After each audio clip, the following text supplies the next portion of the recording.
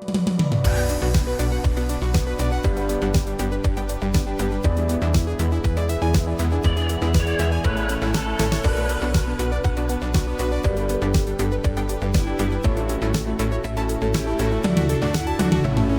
right, folks, we've been talking about it now for about a month, and it's here. Our mini series on the power of play kicks off today. You are going to be in this mini series all summer long. We have incredible lineup of guests talking about the power of play with children and the power of play with ourselves as adults. Trisha, today we kick off this mini series with Allie. Can you talk a little bit more about our guest today? Yes, absolutely. So we have with us Allie Ticktin, who is the founder of Play to Progress. Allie's mission is to empower children and their families through sensory play so that they can thrive through childhood and beyond. Allie's also the author of a book. We talk about it briefly in this episode, Play to Progress, where she's going to be providing parents with an overview of all eight senses. That might be surprising to you. That's going to help parents have ways to enhance those senses at home. Allie uses the science of child development and the joy of play to boost children's confidence and enhance development within all areas of their life, from social and emotional to physical and academic.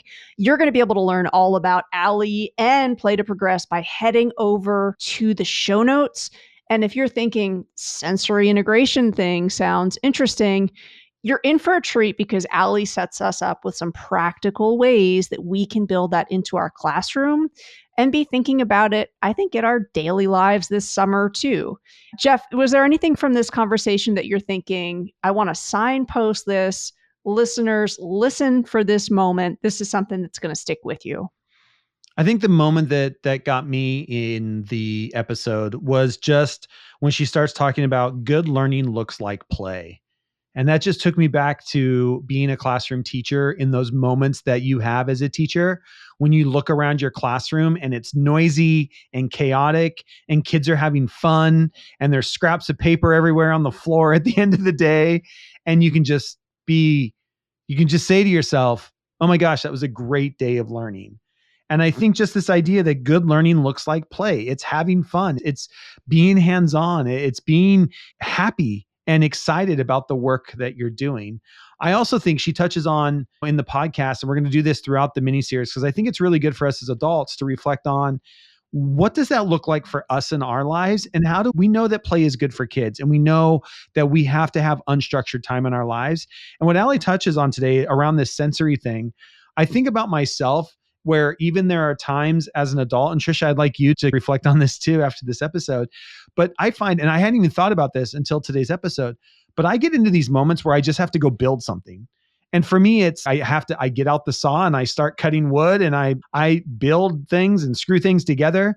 But I think back to my childhood, I had a million Legos growing up. Probably not a million, but it seemed my parents bought me Legos, and it's what I buy all my nieces and nephews. As soon as they're old enough, all they get from me is Legos.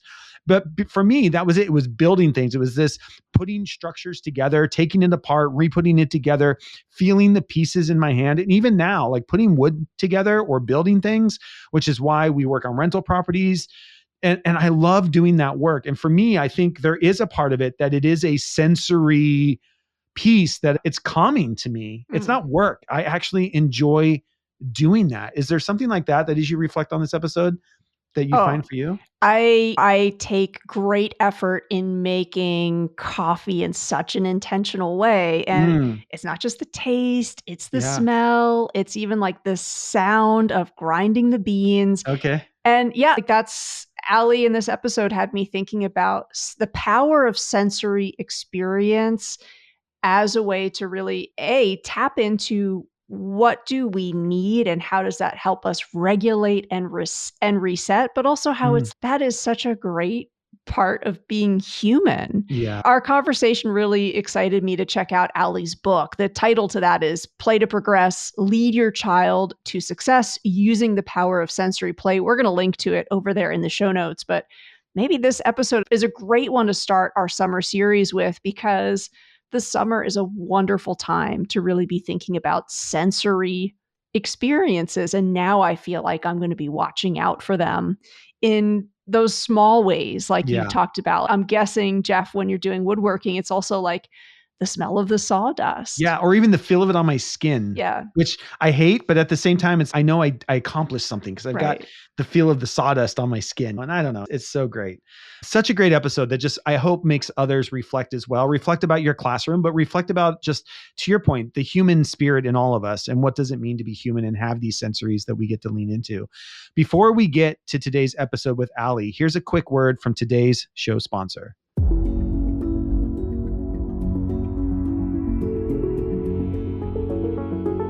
Discover the power of acknowledgement with Libra.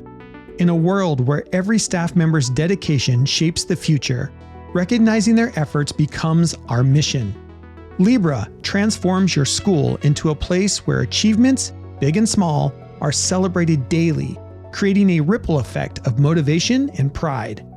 Join the recognition revolution with Libra, where every achievement is a cause for celebration. For more information and a free demo, contact me at jeff@shiftingschools.com today. Librarians, meet MacEnvision, the future of library management.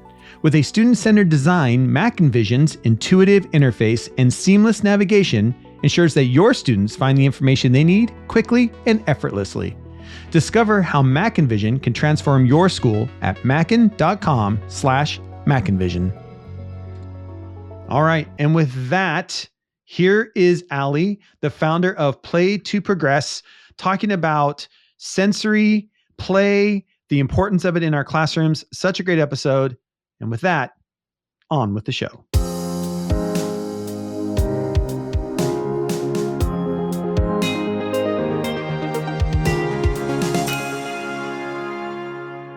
Hey folks, welcome back to the Shifting Schools podcast. We are really excited all summer long to be talking about the power of play. And we are speaking with somebody who knows all about the power of play. I think it might be fair, Allie, to say like you've made a career based on play being powerful. Feel free to push back against that. But we're really happy to be sharing your expertise in this episode and digging into your thoughts on play. So thanks for being here. Thank you for having me. And I definitely would not push against that. I actually embrace that wholeheartedly. That's so great. That's so great. Let's get started here. Our first question is, what is one myth about play that you seek to correct through the work that you do with Play to Progress? Absolutely. So I'm going to dive just straight into sensory play because that's what I specialize in. And I think the biggest myth when it comes to sensory play, when I ask whether educators or parents, what does sensory play look like? The first thing that kind of pops into their head is tactile play. So they'll say things like messy play, sensory bins, the perfect Pinterest sensory bin comes to mind that feels very stressful at times to put together. They'll sometimes talk about noise, but rarely do I hear the true 8 senses being talked about. So we have 8 senses, not 5, and I can talk about these for hours and hours. But what sensory play truly is, it's any play that engages any of these senses. So that includes movement. That includes climbing, jumping, now cooking, right? That's a big one. Think of how a child's senses are engaged in the kitchen. And so a parent may not think it's play to have my child join me in the kitchen, but it is. And there's so much a child can take from that. Even little things like laundry, like that pulling out the wet clothes, carrying the heavy clothes and putting them into the dryer, that's great proprioceptive input. That's also engaging the senses and can be thought of and made into play in so many ways. The other big thing that comes to my mind is play is fun. Now, it's 1000% true that play is fun, but play is also work, right? Play is where the magic happens for our kiddos. And I think there's so many expectations, and sometimes we'll see kiddos playing and think, oh, they need to be more productive. But really, the productivity happens in the play. I love that. And I also love that you just gave parents like every chore can be, every home chore can be considered play. As we're headed into summer, that's a really good one. Just like, hey, you're not doing the laundry, you're playing with your sensories. This is great. I love You're this. engaging your sensory system.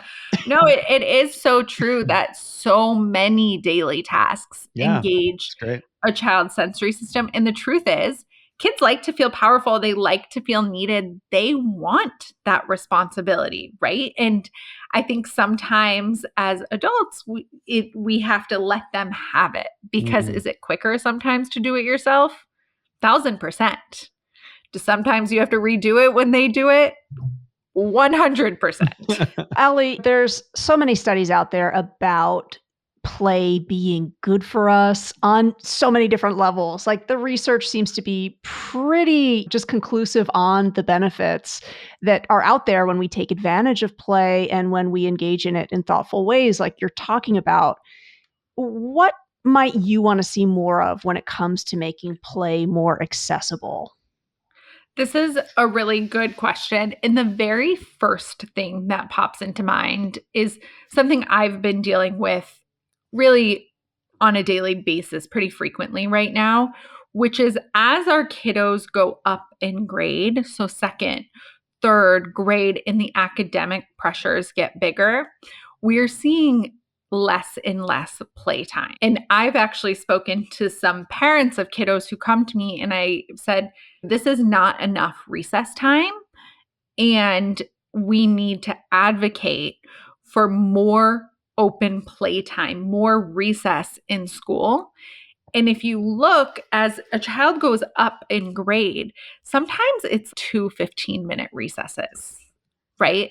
And I think we think of recess as fun, but we need to start restructuring that in our brain as recess is mandatory. Recess should never be taken away, ever. I am so firmly against it. And we're still seeing it. We see it maybe less now, but we do still see, oh, you didn't finish your math. You're going to stay in for 5 minutes of reset. But that play is nourishing a child's brain. That is nourishing a child's body. That is giving them the sensory input that they need. So we're actually having a negative impact on their academics. And so that is something that I think of frequently. And I think of our middle school kids. So what happens in middle school? No more recess, right? Yeah. They lose recess, but their body still needs that sensory input. Now they're not getting it. And so that to me is a huge shift that I would like to see really nationwide is let's start understanding just how serious recess is and stop seeing it as just fun. But Where did this focus? And maybe you don't know this answer because I think back, and you're absolutely right. There's two things. One, I think back when I was in elementary school, we had, like, I can remember a 15-minute morning recess, a 30-minute lunchtime recess, and then a 15-minute afternoon recess. So we had an hour of unstructured playtime where we were outside running around, kicking balls, whatever, right? Here in the state of Washington, they just passed a bill that it is required that every student in elementary school get a minimum of 30 minutes of daily recess.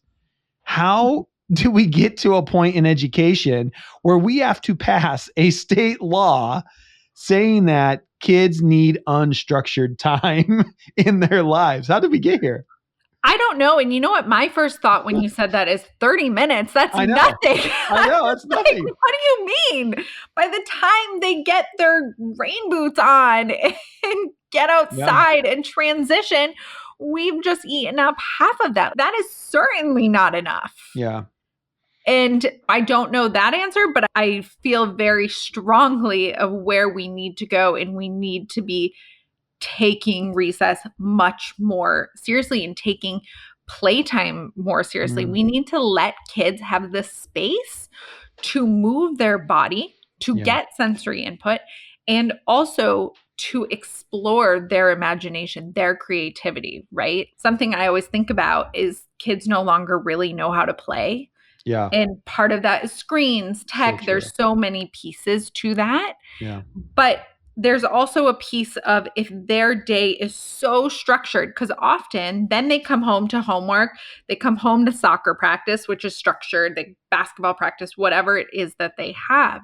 But what happened to just you come home and you go outside with a bunch of neighborhood friends and you create? Yeah. Because that's the world I grew up in. Yeah. And we were always creating things, whether it was like a homework hut, or I grew up very much in the Midwest, or like catching toads, which I was always like, I'm not touching the toads, but would Yeah. watch others catch, or every little piece. Like we used to, in the winter, take our sleds. We all lived on hills and go snowboarding, standing up our sleds, creating things. Kids now, if you say, go make a fort, what do they say? They say, go buy me the fort maker on Amazon. Yeah. Or I don't know how. Yeah. Exactly. Yeah. Well, So true. Part of that, though, I do think I'm going to bet money, and listeners reach out, tell me that you disagree with me, but I think listeners of this show would fully agree with everything that you just said and would say educators are some of the strongest advocates for play, but there's a parent caretaker education piece where if I'm a teacher and I've got some play-based learning happening, often I've got to defend it to parents and caretakers who will ask the offhanded question about where's the learning? Yeah. Or why aren't we doing math? Our math scores are Right. low. I'm wondering if you've got some suggestions for ways to help educate parents and caretakers who maybe have a misguided notion of either the importance of free play or play-based learning, just even the reality that so much learning happens through play. Do you have some thoughts on bringing that part of the Absolutely. community in to understand better? I actually think this is a big education piece, and it's so much what I do because interesting, our therapy, what does it look like? It looks a lot like play. And even before therapy starts, we have discussions with parents that says, and very upfront, good therapy looks like play. Now, when I'm in a therapy session and a parent is in the room and we're playing, I narrate. And oh, yeah, these boulders that we're pretending we're moving to the pond. Did you notice X, Y, and Z? These are providing proprioceptive input. Did you notice their body? And I find that narration actually really helps it click for the parents, right? And so it's almost that education piece. So having the educators break down, here's what I see. Here's what I see your children getting. Instead of just using the words, play is great for them, that's where they learn, actually bring it to their child and say, did you notice? And give specific examples, X, Y, and Z. Here's what I see. Breaking it down, I think is extremely important to help them understand and connecting it back to what they are learning. Oh, I like that. I feel like when I watch a sport that I don't know a lot about, like the announcer really helps me understand like what's happening on that court or that space. Thank you for tuning in to Shifting Schools. Let's pause our discussion to spotlight Libra HQ, a breakthrough in using AI to deepen connections within organizations. Imagine an environment where every staff member feels truly seen and valued. This is the heart of Libra's mission. Libra transforms how leaders celebrate and recognize the personal and professional milestones of their team members. It's not just about reminders. Libra's AI dives deeper, offering insight into enhanced team cohesion and promote a culture where support and acknowledgement are paramount. Picture a school where every individual is acknowledged, from work achievements to personal victories, creating a culture of appreciation in just minutes a day. In these challenging times, where the demands on educators have never been higher, Libra offers a way for school leaders to lead with true empathy and compassion, ensuring every team member feels an integral part of their community's success. Discover how Libra can revolutionize your school's culture. For a demo, contact me at jeff@shiftingschools.com. Let's build a future where every educator and staff member feels connected and valued. And now, let's get back to our conversation. Allie, it's not necessarily just about recess, the importance of recess. I'm right there with you. There are also things that we can do within our classrooms and spaces to make sure that that mindset is infused Would you talk to us about what a sensory inclusive classroom looks, or maybe give us an example of what you'd be looking for in order to consider a classroom as being sensory inclusive? Absolutely. So this is a big thing that I care a lot about, which is creating more sensory inclusive classrooms. I find that educators really want to do this. Mm. They're extremely motivated to do this, and it's just the how. And so, what I look at in a classroom is one, we want to think of all different things. We want to think of what is the visual input like? What is the sound levels like? Because some kiddos may be more sensitive to sound. Some kiddos may be overstimulated by too much visual input. So, when I walk into a classroom, those are two of the first things I'll notice is one, sometimes I call it the Pinterest classroom, where you have all the posters like you can read, which is Yeah. of course like all of us millennials grew up with that poster in our classroom. And occasionally that will still be there, but some of that stuff can be very visually overstimulating, Mm. right?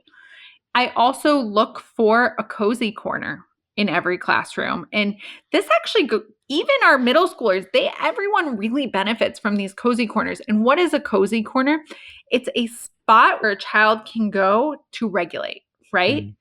Just one child. Often I'll go into a classroom, parent or educators will be like, here is our reading nook, but I see a spot for 4 or 5 kids.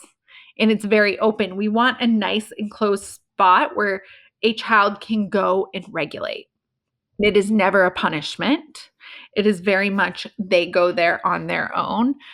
Body tools. What are body tools? You probably know them as fidgets. We call them body tools because I find that to be a much more inclusive term. It's not a fidget, it's not a toy, it's saying what it is. And so I'll give you an example. For me, as a child in 2nd or 3rd grade, like during COVID, we were going through all my old elementary stuff. I said I needed to improve because I was too fidgety. But what if that was transformed to your body needs to move a little bit more? Here, use these body tools. So that's what I want to look for in a classroom is how are we responding to our kids' sensory needs and including them within. I would love for every classroom to have an open discussion about everybody's body needs something different. So you might see Joey on a hug-about chair, and you might see Johnny on sitting up, and Alexis is sitting crisscross applesauce on the carpet. Everyone's sitting different, but everyone is sitting for their body's needs, right? One friend might have a body tool. Another friend may not need one. And it's not she gets one, I don't, but it's more of an open discussion about everybody's body needs something different. So if a child's body needs a body break and they go into the cozy corner, that's because their body needs that right now. That's not necessarily a special place. It's just that all of our bodies need something different. And we're acknowledging that and bringing in those modifications that are available to everybody, not just the kids with an IEP or the kids who are identified as here's the accommodation that we're making, but it's actually for everybody while being really mindful of the environment because the environment is extremely important. Allie, can I ask a follow-up question to that? Because I'm almost wondering if there are some other industries that have got this in ways that schools need to catch up to. And I say that because as I hear you talk about the valuing of our senses, as a dog parent, I'm thinking the pet stores have got this down. Like the different toys I have for my dog that is a delight for all of her senses, they are just draining my bank account right now. They do a really good job, I think, of explaining how like this is going to be really calming for the animal. And again, like all of the messaging there around like the play, the energy, that I feel like that's an industry where like the marketing is on, it is working. I've spent a lot of money on dog stuff. Is there another example that you can think of where sensory inclusion is being done really well that maybe education or school can look to for some motivation? Yeah, it's a good question. I, of course, think of the therapy world, but that's our world and it's what we do. So Sure. maybe not a fair comparison.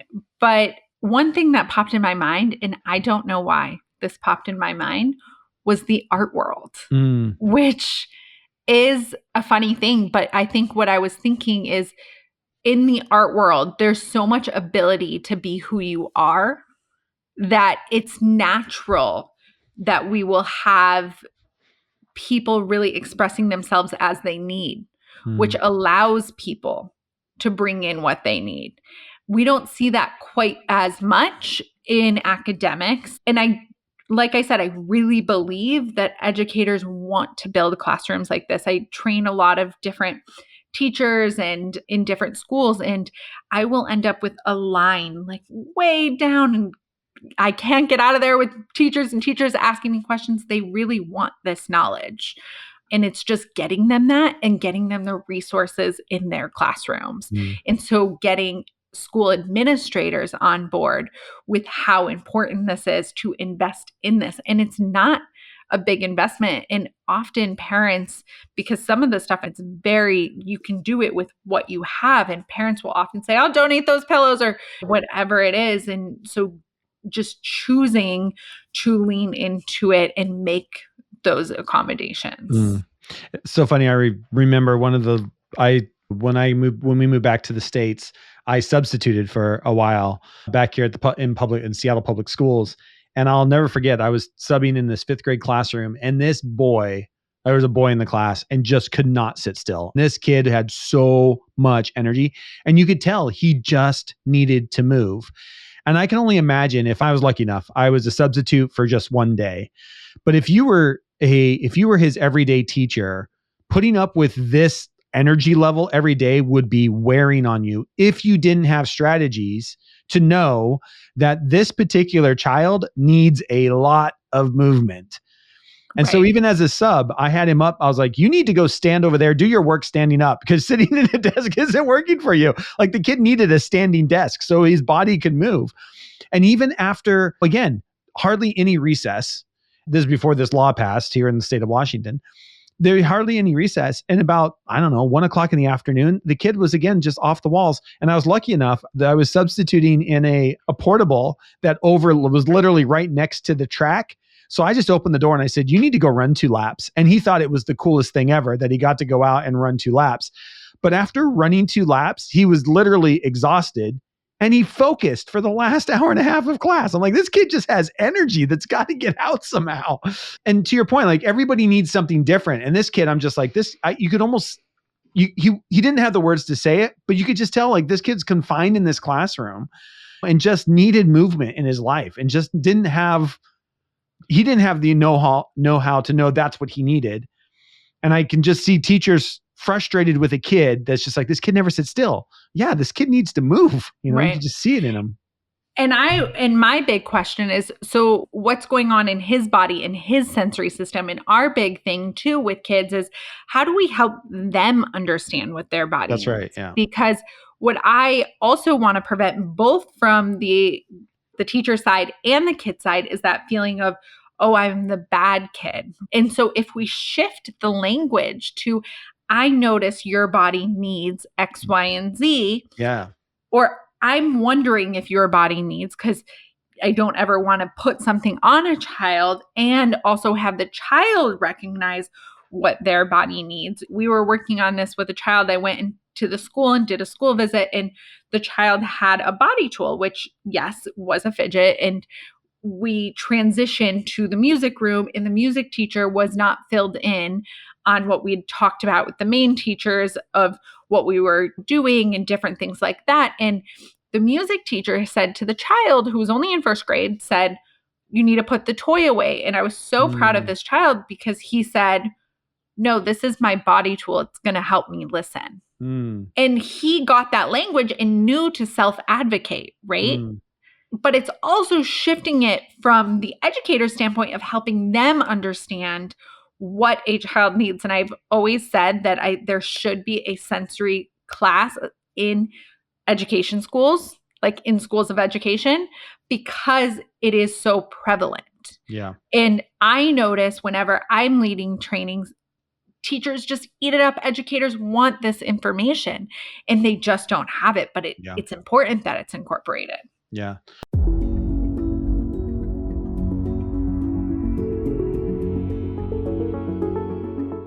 Mackin Educational Resources has once again partnered with us for our summer mini-series.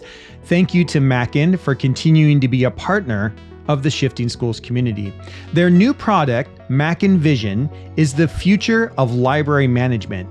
Created with your students' need at the forefront, Mackin Vision offers a user-friendly interface that simplifies navigation, making it easy for students to find what they need. This state-of-the-art system includes features like intuitive browsing, secure multi-level access, multimedia searching, and whole school rostering. Additionally, it has a teacher library portal, aggregated dashboard, live analytics, and centralized reporting. Mackin Vision is designed to streamline your school's library operations. Learn more about how Mackin Vision can benefit your school at mackin.com/MackinVision. Schedule your free demonstration and experience the future today. That's a great segue into our next question. For any listeners out there who might be interested in pursuing sensory integration or specializing in sensory integration, what are some steps that educators could take now, thinking that this is over the summertime? What are some things that teachers might be able to do in their own professional learning over this summer to maybe up their own skill level around this idea of sensory integration? Yeah. So first I'll go for any OTs listening. If you want to be trained in sensory integration, I think that is such an important thing. We need a lot of pediatric OTs who are well trained in it. And there's many different certification programs. Now, in terms of teachers, if teachers want to learn more about sensory and better their knowledge, books. There's so many great books. I wrote a book on sensory that I hope is helpful. And there are many different books out there. And I think it's a really good way to truly understand the sensory system. And of course, asking your administrators, bring these trainings to us, things like that. But I think books are an easy way to start. And if you don't know of the app Libby, I highly recommend it. And it is a free online library that you use your library card. It comes right to your Kindle and it's completely free. So you can rent these books straight to your Kindle or your phone or whatever e-reader you're using and have them for free, which is really nice. And so that's what I highly recommend is start reading on the sensory system. Time to do it this summer. Yeah, we'll be sure to link to your book in the show notes. Allie, we are asking of each and every one of our guests on this special mini-series on the power of play to leave us with a piece of advice for our listeners and for Jeff and I as well.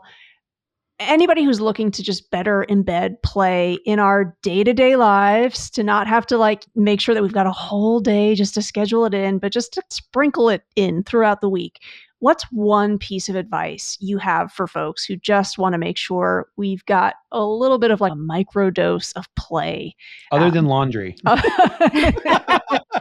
real play. No, I think this is a good question. And even one that I have to remember. My whole life is play, but I still have to remember to take time out of therapeutic play that I'm doing with kiddos and find time for personal play, whether that's going to the gym, going to the beach. And I'll tell you what I think of is think of it just as important as eating, right? If we prioritize it like work, food, all of these things, and sometimes schedule it in, right? So we often, as adults, we have these very scheduled lives. Put it on your schedule. I'm going to play now. Pick up a new hobby. And then one other thing I'll say is if you are a parent and you're at home and spending time with your kiddos, get on the floor with them and let yourself go there. Get your inner camp counselor out, get silly, get funny. And I promise not only will it be so therapeutic for you, but it's going to be great for your guys' relationship while you realize you go to bed that night and you're like, that felt great on my body, I right? love that. And so get on the floor, get moving. And I always use the term, let your inner camp counselor come out. And that's probably from my time spent as a camp counselor and how you really see everyone get out and be silly and different things and let that person come out. Don't be afraid don't always hold your inner camp counselor in. I like that. It's like rebrand silly, right? Like silly can have a negative connotation when it should have such a positive one because, as you said, it's a great way to bond with family and friends. So thank you so much, Allie, founder of Play to Progress. You're going to learn all about her organization by heading over to the show notes. A joy to talk with you about the power of play today. Thank you for having me.